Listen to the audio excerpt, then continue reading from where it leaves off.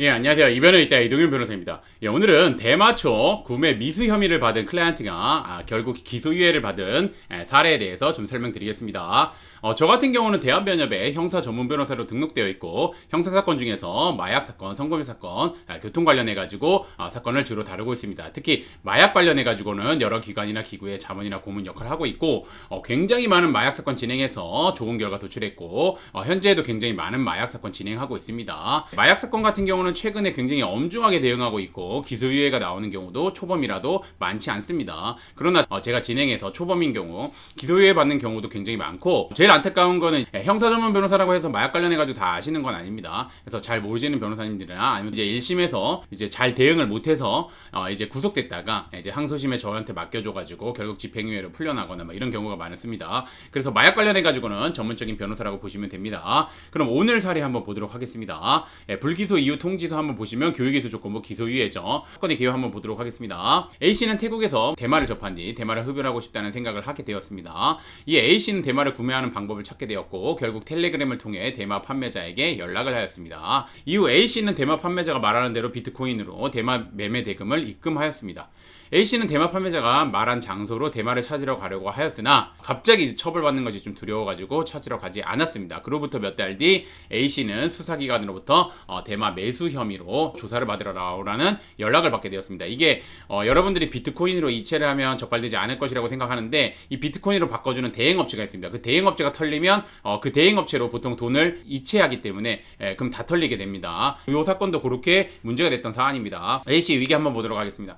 A씨는 처벌받을 것이 두려워 혐의를 부인하였습니다. 처음에는 뭐 사지 않았 말 그대로 이제 코인을 그냥 바꾸려고 했던 거다 뭐 이런 식으로 했는데 그 대행 업체가 그 마약 대금만 대행해가지고 하는 거기 때문에 이런 혐의를 부인하는 것 자체가 말이 안 됐었습니다. 아무튼 잘 모르면 이렇게 대응하는 경우 많습니다. 수사기관은 계좌 내역 등 객관적인 자료를 확보하고 있어 A씨에게 매우 불리한 상황이었습니다. 이 A씨는 어떻게 대응해야 될지 고민하던 중 마약 전문 변호사인 저를 찾아오셨습니다. 그래서 기소유예 어떻게 받았는지 한번 보도록 하겠습니다. 저는 A씨에게 혐의를 인정하고 어렵겠지만 최대한 기소유예를 받는 방향으로 사건을 진행하자고 제안하는 한편 다시 경찰 조사를 요청했습니다. 수사관님한테. 그리고 A씨가 혐의를 인정할 수 있도록 옆에서 도움을 드렸습니다. 그리고 수사에도 좀 적극적으로 협조하였고 수사관님한테도 그 내용들을 좀 어필했습니다.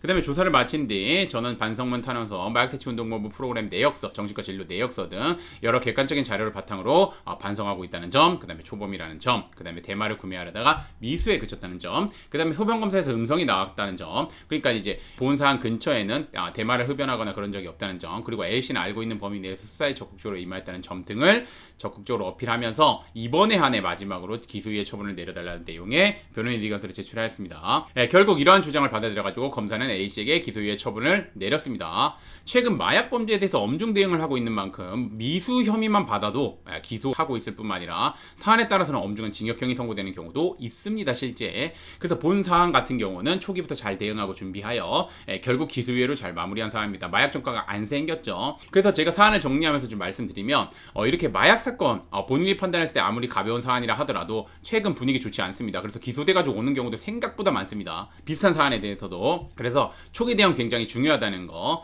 다시 한번 강조드리면서 그리고 이제 마약 전과 생기면 사회생활이나 뭐 경제적 활동에 굉장히 많은 제약이 생기죠. 그렇기 때문에 본 사안과 같이 기소유예 즉 전과가 아닌 걸로 마무리하는 게 가장 좋습니다. 초범인 경우, 그 다음에 이제 형이 태양이 경미한 경우. 그래서 제가 당부드리지만 본인이 판단했을 때 아무리 가벼운 사안이라 하더라도 본 사안과 같이 대응하기에 따라서 결과가 확연하게 달라지는 만큼 혼자서 대응하기보다는 변호사님과 함께 대응하는 것이 바람직하다는 거 강조드리면서 그럼 이제 변호사님을 선임하실 때 어떤 변호사님을 선임해야 되는지에 대해서 알아보도록 하겠습니다.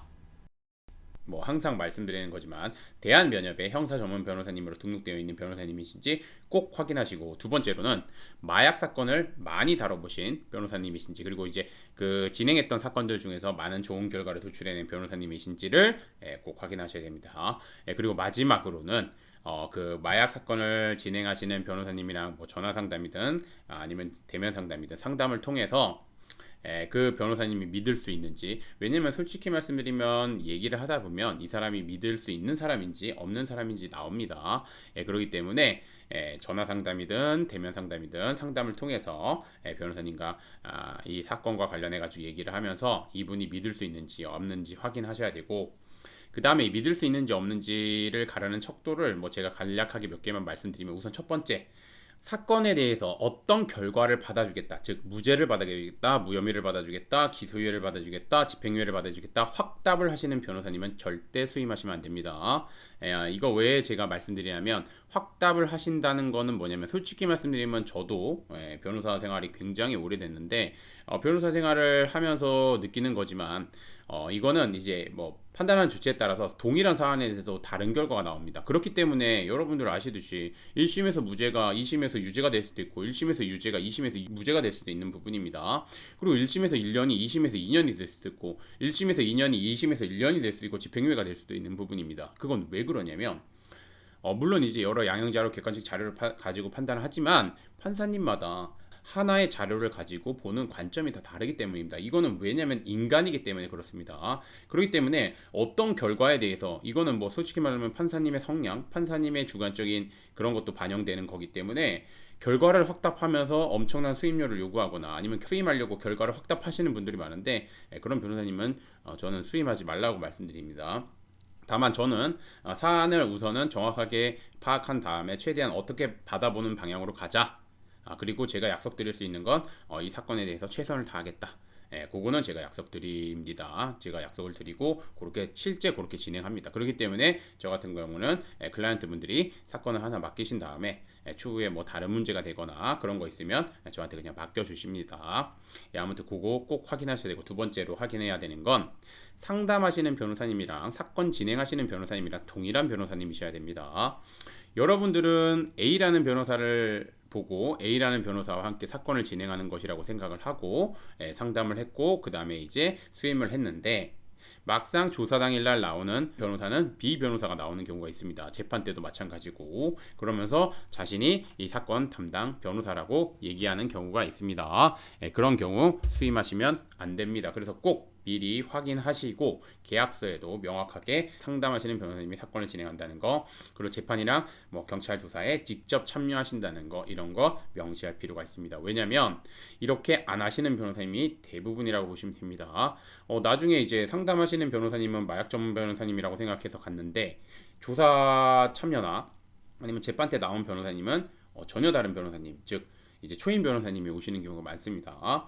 그리고 이제 뭐 그 로펌에서도 그럴 겁니다. 뭐 의견서나 이런 거는 어차피 이제 뭐 대표 변호사님이나 뭐 파트너 변호사님, 그다음에 마약 전문 변호사님이 같이 진행하고 있다라고 말을 많이 하지만, 실질적으로 뭐 그렇게 진행하는 경우는 많이 없습니다. 저 같은 경우 뭐 변호사고 저도 이제 업계에 있으니까 뭐 누구보다 잘 알겠죠. 그러니까 그거 꼭 확인하시고, 저 같은 경우는 제가 직접 사건 진행하고, 제가 직접 조사 참여하고, 제가 직접 재판 가고, 제가 직접 의견서나 이런 거 다 작성합니다. 그리고 클라이언트분한테 보내드리고, 클라이언트 분들이랑 의견서 관련해가지고 얘기를 나눈 다음에 뭐 수사기관이든 법원이든 제출을 하게 됩니다. 그거 알아두셨으면 좋겠습니다. 그래서 제가 뭐 이렇게 뭐 여러 가지 말씀을 드렸지만, 우선 마약 사건은 제일 중요한 게 뭐냐면 초기 대응 중요하고, 초기 대응을 적극적으로 대응하려면 혼자서 대응하는 것보다는 변호사님 도움 받으실 필요가 있고, 변호사님 도움 받을 때 아까 제가 말씀드린 부분 고려해서 변호사님 선임하셔서 대응하시는 게 맞습니다. 그리고 저의 도움을 받고자 하시면 여기 아래에 나온 요 연락처로 연락을 주시면 제가 직접 전화를 받으니 그쪽으로 연락 주시면 됩니다. 오늘의 주제는 여기까지 마치겠고, 저는 이변은 있다의 이동현 변호사였습니다. 감사합니다.